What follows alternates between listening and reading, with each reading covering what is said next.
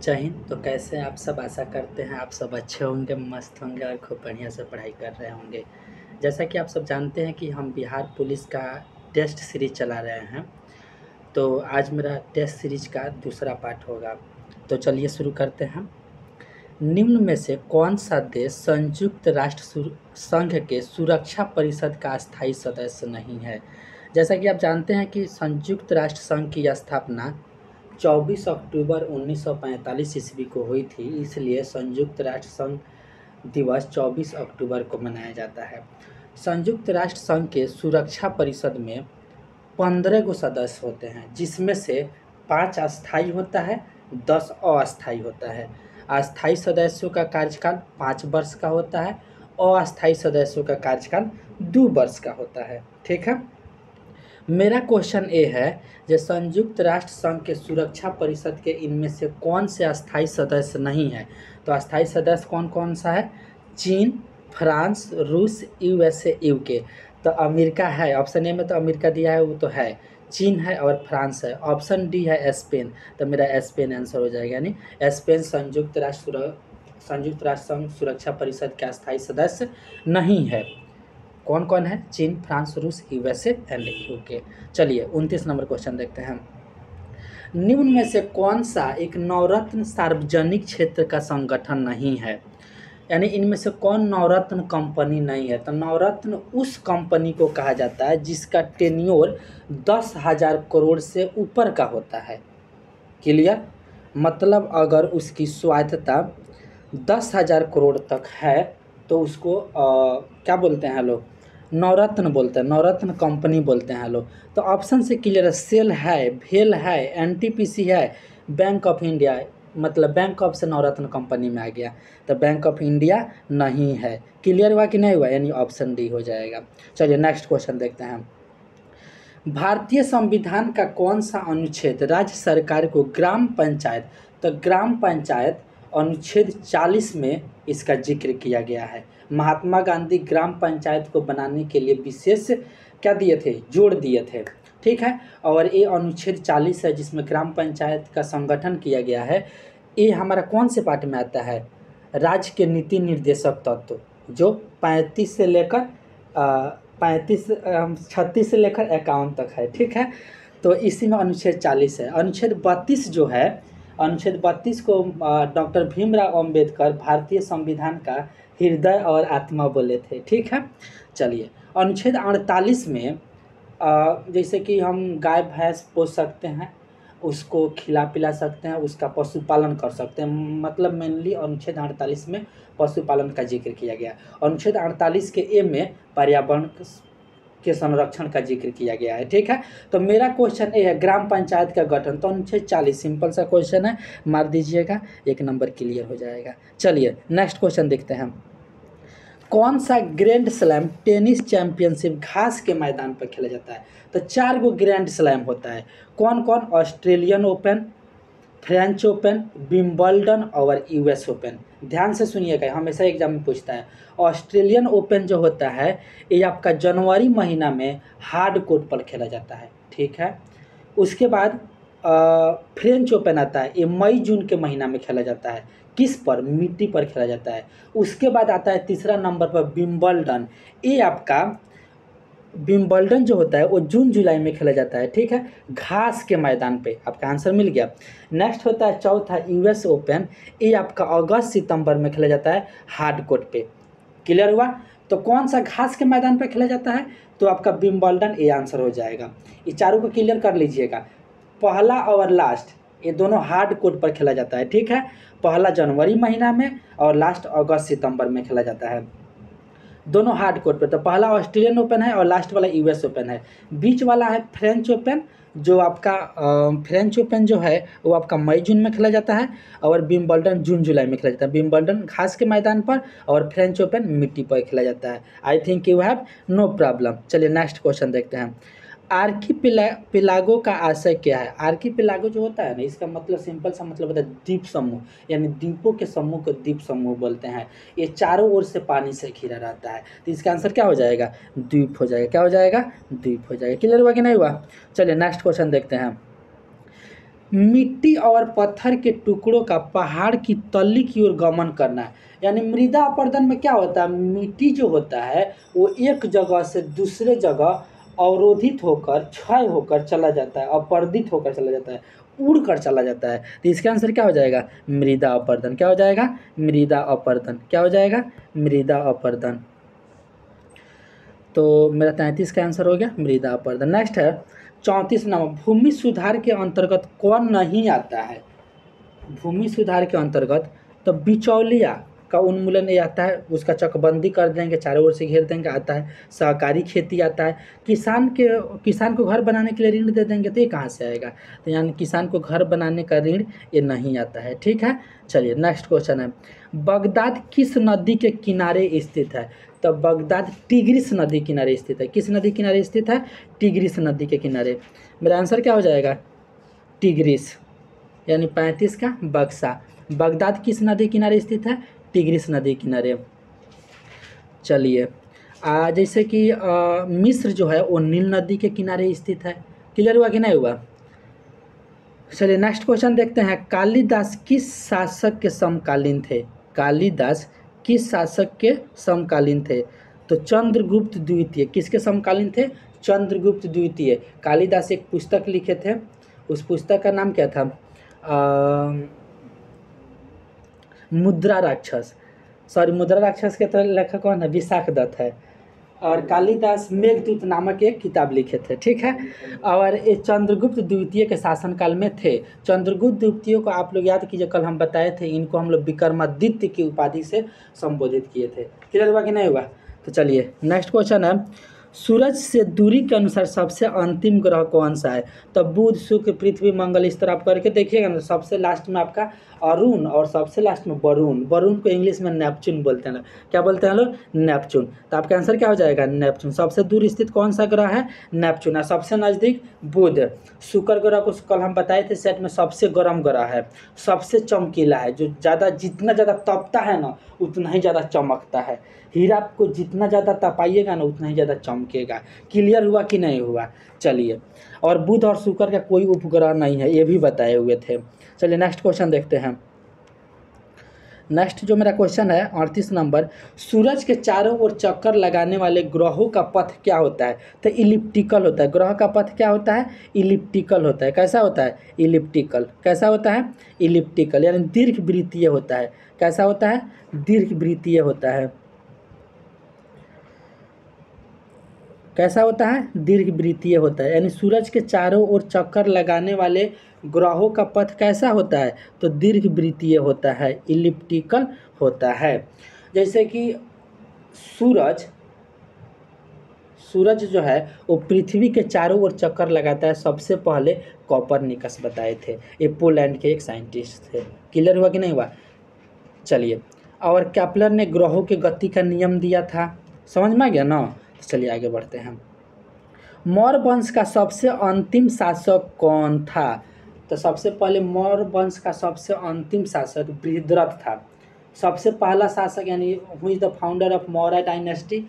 तो मौर्य डायनेस्टी के फाउंडर जो थे वो कौन थे, चंद्रगुप्त मौर्य थे। कौन थे, चंद्रगुप्त मौर्य। उसके बाद बिंदुसार। उसके बाद बिंदुसार के बेटा का नाम होता है अशोक। और सबसे इस तरह लास्ट में जाएंगे तो बृहद्रथ था, जिसका सेनापति पुष्यमित्र शुंग ने बृहद्रथ की हत्या करके शुंग वंश की स्थापना कर देती है। मतलब मौर्य वंश का सबसे अंतिम राजा बृहद्रथ की हत्या शुंग वंश के शासक पुष्यमित्र सिंह ने करके शुंग वंश की स्थापना कर देती है। यानी मौर्य वंश का सबसे अंतिम शासक कौन था, बृहद्रथ था। क्लियर हुआ कि नहीं हुआ। चलिए आगे बढ़ते हैं।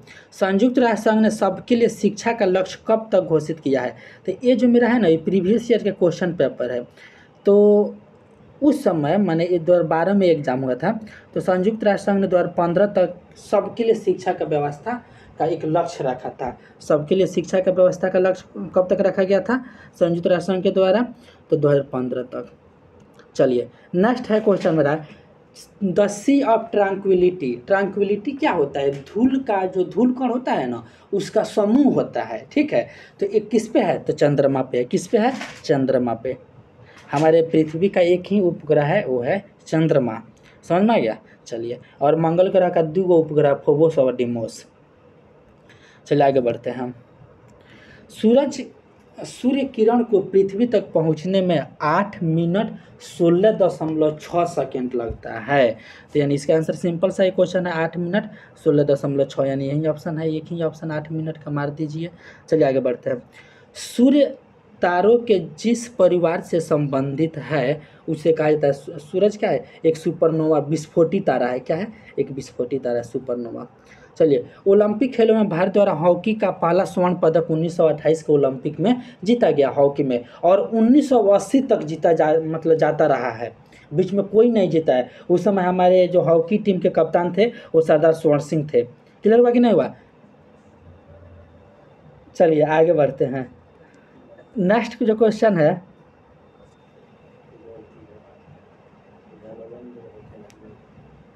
कैप्टन का बात कर रहे हैं। चलिए नेक्स्ट क्वेश्चन जो है मेरा, निम्नलिखित में से कौन से राष्ट्रपति थे जो All India Railway Men's Federation से, तो All India Railway Men's Federation से एक ही राष्ट्रपति संबंधित है, वो बीबी गिरी थे। कौन थे? बीबी गिरी। हमारे पहले राष्ट्रपति कौन थे? डॉक्टर राजेंद्र प्रसाद, उसके बाद डॉक्टर सर्वपल्ली राधाकृष्णन आते हैं, इस तरह करके। प्रेजेंट में कौन है हमारे राष्ट्रपति? द्रौपदी मुर्मू। कौन है? द्रौपदी मुर्मू। और हमारे उपराष्ट्रपति कौन है? जगदीप धनखड़। जगदीप धनखड़ उपराष्ट्रपति बनने से पहले वेस्ट बंगाल के क्या थे? गवर्नर थे। क्लियर हुआ कि नहीं हुआ? आगे बढ़े, समझ में आ रहा है ना?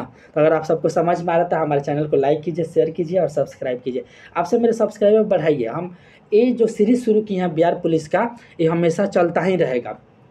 समझ रहे हैं ना? बहुत मज़ा आएगा, सब चीज़ को इतना अच्छा से एक्सप्लेन करेंगे। एक पुलिस वाला से पढ़िएगा तो आप ज़रूर पुलिस बन जाइएगा। समझ में आ रहा है ना? चलिए आगे बढ़ते हैं।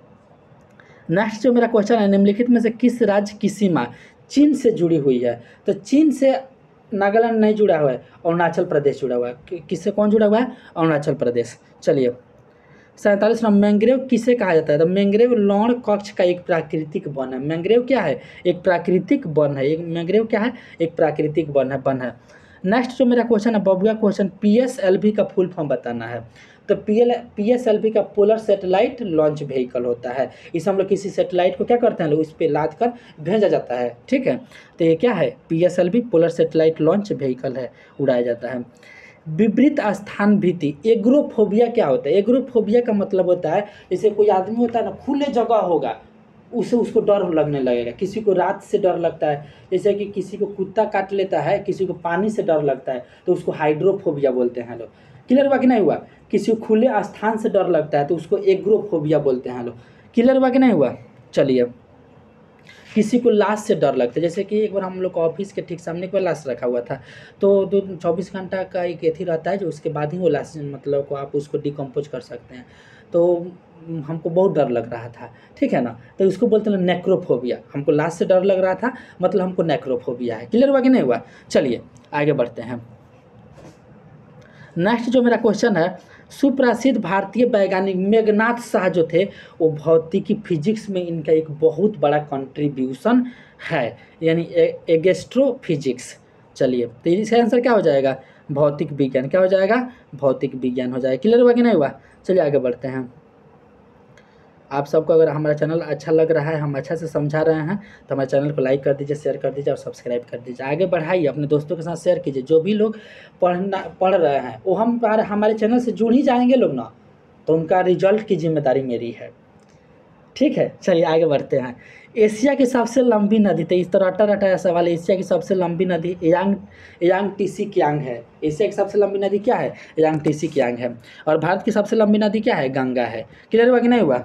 चलिए, हांगहो जो नदी है ना, ये जो हांगहो, इसको हम लोग क्या बोलते हैं? हांगहो को चीन का शोक बोला जाता है, चीन का शोक बोला जाता है। और दामोदर नदी को बंगाल का शोक बोला जाता है, पश्चिम बंगाल का। क्लियर हुआ कि नहीं हुआ? चलिए आगे बढ़ते हैं। शिक्षकों को राष्ट्रीय पुरस्कार 5 सितंबर को दिया जाता है। जब हम पढ़ाते थे तो हमको 5 सितंबर के दिन इतना गिफ्ट मिलता था। अब आदमी उस चीज़ को मिस करता है, जो यार एक टीचर के रूप में जब सेवा दे रहे थे तो बहुत अच्छा भी लगता था। चलिए, तो 5 सितंबर को क्या मनाया जाता है? शिक्षक दिवस मनाया जाता है। क्या मनाया जाता है? शिक्षक दिवस। 5 सितंबर को शिक्षक दिवस मनाया जाता है। डॉक्टर सर्वपल्ली राधाकृष्णन के इसी दिन जन्म हुआ था, वो हमारे देश के दूसरे राष्ट्रपति थे। इन्हीं के जन्मदिन पे ये शिक्षा में इनका एक बहुत बड़ा कंट्रीब्यूशन था, एक बहुत बड़े फिलोसफर भी थे, ठीक है। तो इसलिए हम लोग 5 सितंबर को राष्ट्रीय शिक्षा दिवस मनाए जाते हैं। चलिए नेक्स्ट क्वेश्चन बनाते हैं। नेक्स्ट क्वेश्चन देखते हैं, विश्व में किस देश का लिखित संविधान सबसे विस्तृत है? सबसे बड़ा संविधान, लिखित संविधान का बात करेंगे तो भारत का, भारत का संविधान है ना, वो सबसे बड़ा संविधान है। भारतीय संविधान सबसे बड़ा संविधान है, ठीक है। चलिए नेक्स्ट क्वेश्चन है, किन दो तिथियों क्रमशः दिन और रात 21 मार्च और 23 सितंबर को दिन और रात बराबर होते हैं? इसको रट लीजिएगा, पक्का पूछेगा। चलिए आगे बढ़ते हैं। भारत का National Atlas and Thematic Map Organisation, Bharat का एटलस जो है ना, यानी मैप ऑर्गेनाइजेशन जो है वो आपका कोलकाता में स्थित है। कहाँ स्थित है? कोलकाता में। कहाँ है? कोलकाता में। क्लियर हुआ कि नहीं हुआ? चलिए आगे बढ़ते हैं। ताजमहल ये तो आगरा में है। हम एनटीपीसी का एग्ज़ाम, जॉब से पहले एनटीपीसी का एग्ज़ाम देने गए थे, मेंस वाला, मेरा आगरा में ही पड़ा था, टुंडला जंक्शन तर ऐसे, तो हम गए थे ताजमहल देखने, ठीक है। तो ये कहाँ है? ये आपका आगरा में है, ठीक है। बहुत अच्छा प्लेस है, आप जाइए घूमिए, अच्छा जगह है।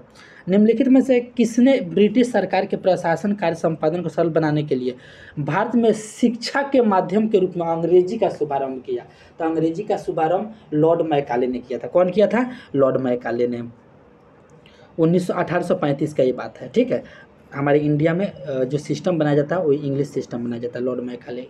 चलिए निम्नलिखित में किस वर्ष भारत में ईस्ट इंडिया कंपनी का शासन समाप्त कर भारतीय प्रशासन का नियंत्रण सीधा ब्रिटिश ताज के अंतर्गत हो गया? तो 1858 में। उस समय जो हमारे गवर्नर जनरल थे, वो गवर्नर जनरल का नाम बदल कर वायसराय कर दिया गया, और हमारे वायसराय उस समय कौन थे? लॉर्ड कैनिंग थे। कौन थे? लॉर्ड कैनिंग थे। चलिए आगे बढ़ते हैं। राज्यसभा द्वारा लोकसभा को धन विधेयक कितने समय में लौटा दिया जाता है? तो अनुच्छेद 110 में बोलता है कि विधेयक लोकसभा पास करेगा, और उसमें ये भी बताया गया है कि राज्यसभा को इसको 14 दिन के अंदर लौटा देना होगा। अगर वो नहीं लौटाता है तभी भी हम मान लेंगे जो पास हो गया है। समझ रहे हैं ना क्या मतलब है? जैसे मान लेते राज्यसभा बोलेगा नहीं हम नहीं, इस पर कोई प्रतिक्रिया नहीं देंगे, तो वो स्वतः पास हो जाएगा। मतलब इसमें राज्यसभा का कोई रोल नहीं होता है। चलिए आगे बढ़ते हैं। और अनुच्छेद 108 में भी बताया गया है लोकसभा और राज्यसभा का मतलब क्या बोलते हैं, कंबाइंड बैठक किया गया है, जिसको राष्ट्रपति बुला सकता है, और अध्यक्षता कौन करेगा? लोकसभा अध्यक्ष करेगा। चलिए आगे बढ़ते हैं। बुलाएगा कौन? राष्ट्रपति। अध्यक्षता कौन करेगा? लोकसभा के अध्यक्ष। समझ में आ गया ना? चलिए आगे बढ़ते हैं। देखना एक क्वेश्चन में कितना क्वेश्चन को लेकर आ रहे हैं आप सब, इसको केवल आपको ध्यान से सुनना है, आपका रिजल्ट का जिम्मेदारी मेरी। तो इसलिए आप हमारे चैनल को लाइक कीजिए, शेयर कीजिए और सब्सक्राइब कीजिए, अपने ग्रुप में सेंड कर दीजिएगा लोग। चलिए आगे बढ़ते हैं। मेरा 60 नंबर, जंप बॉल शब्द निम्नलिखित में से किससे संबंधित होता है? तो जंप बॉल शब्द होता है ना, वो बास्केटबॉल से संबंधित होता है। किससे होता है? बास्केटबॉल से 4-5 गो वर्ड होता है, जैसे कि ring guard, dead ball, pick, centre line, ठीक है। तो आपका जंप बॉल, तो जब भी पूछेगा जंप बॉल का संबंध किससे है? तो बास्केटबॉल से। रिंग गार्ड का संबंध किससे है? तो बास्केटबॉल से। डेड बॉल का संबंध किससे है? तो बास्केटबॉल से। पिक का संबंध किससे है? तो बास्केटबॉल से। सेंटर लाइन का संबंध किससे है? तो बास्केटबॉल से। ये पूछेगा पक्का एग्जाम में, इस बार कहीं हो सकता है, पूछ सकता है कि डेड बॉल का संबंध किससे है?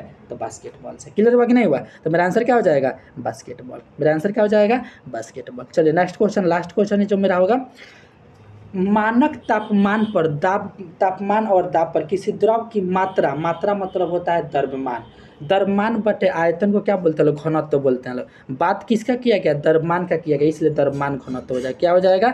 द्रव्यमान घनत्व हो जाएगा। मतलब सिंपल सा मतलब ये है, घनत्व बराबर द्रव्यमान बटे आयतन। क्लियर हुआ कि नहीं हुआ? चलिए ओके, थैंक यू। जय हिंद, जय भारत। अगर आप सबको हमारा प्रयास अच्छा लगा हो, हम अच्छा तरह से पढ़ा रहे हैं, तो हमारे चैनल को लाइक कीजिए, शेयर कीजिए और सब्सक्राइब कीजिए। ये जो मेरा सीरीज है चलता रहेगा, आप सब सिर्फ इसको सुनिए। अगर रिजल्ट नहीं होगा ना तो आप आकर हमसे पूछिएगा, ठीक है। रिजल्ट की जिम्मेदारी पूरा मेरा, ठीक है। तो आप सबका भी ये कर्तव्य है कि आप सब मेरे चैनल को लाइक कीजिए, शेयर कीजिए और सब्सक्राइब कीजिए, और अपने दोस्तों के साथ शेयर कर दीजिएगा, बोलिएगा इस चैनल से जुड़ जाए, और हम अच्छा से अच्छा कंटेंट देंगे, क्योंकि एक सिपाही ही एक नेक्स्ट सिपाही को बना सकता है, ठीक है। चलिए थैंक यू। जय हिंद, जय भारत, भारत माता की जय।